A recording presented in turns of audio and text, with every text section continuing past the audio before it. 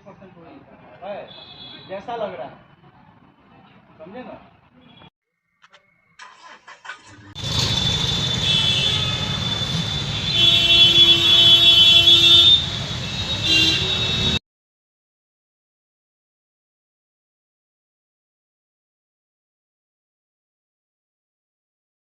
रात्रि में सीआई केसरिया मुनीर आलम के द्वारा